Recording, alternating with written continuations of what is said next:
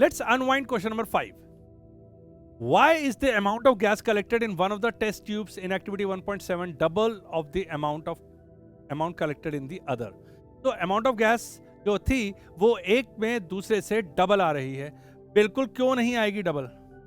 देखिए यहाँ पे ऑक्सीजन आई है और यहाँ पे हाइड्रोजन आई है, और ये देखिए ये हाइड्रोजन ऑक्सीजन का लेवल ये है, हाइड्रोजन का लेवल ये है.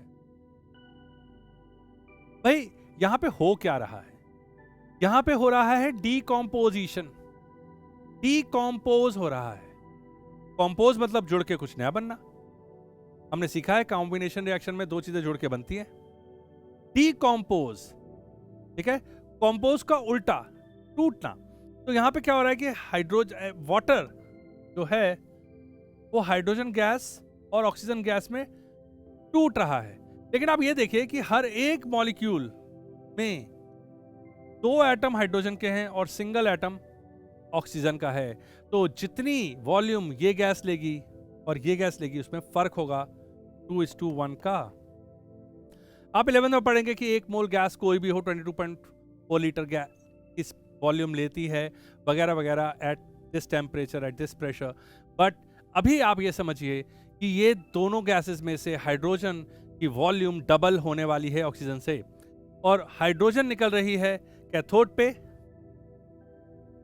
और ऑक्सीजन निकल रही है एनोड पे. यस, आपने देखा है प्री रिक्विजिट में कि एनोड वो जगह है जहां पे ऑक्सीडेशन होती है. इसका मतलब ऑक्सीजन के साथ हो रही है ऑक्सीडेशन.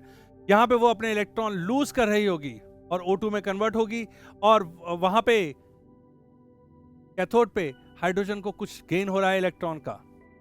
तो यहां पे वाटर को इलेक्ट्रॉन दिए जा रहे हैं एनोड पे या लिए जा रहे हैं. आप बिल्कुल क्लियर है, यहाँ पे हो रही है ऑक्सीडेशन. तो डेफिनेटली वाटर से इलेक्ट्रॉन बाहर आ रहे हैं और एनोड के थ्रू होते हुए जाएंगे, और कैथोड में जहाँ से इलेक्ट्रॉन की बहुत सारी भरमार बैटरी से आ रही है वहाँ पे हाइड्रोजन उस इलेक्ट्रॉन्स को लेके, हाइड्रोजन आयन उस इलेक्ट्रॉन को लेके वापस हाइड्रोजन गैस बन के रिलीज हो जाएगा. हमें इसके डेप्थ में नहीं जाना है, बट हमें थोड़ा बहुत पता होना चाहिए कि यहाँ पे क्या हो रहा है.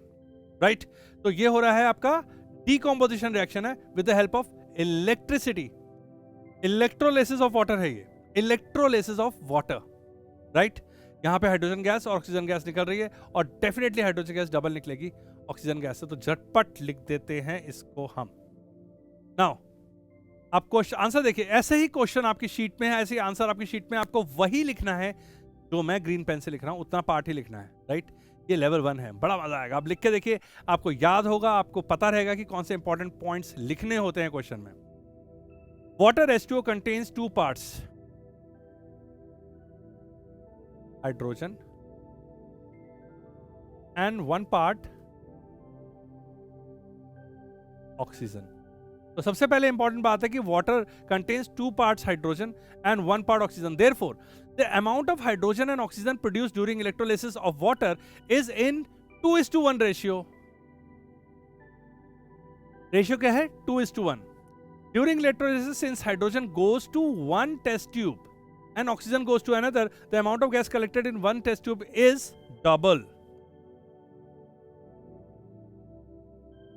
of the amount of gas collected in other.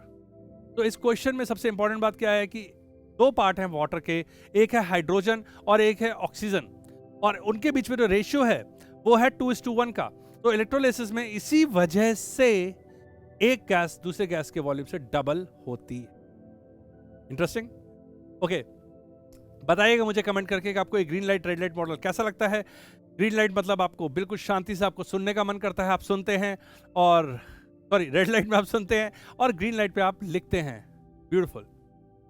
ये हुआ आपका क्वेश्चन नंबर 5.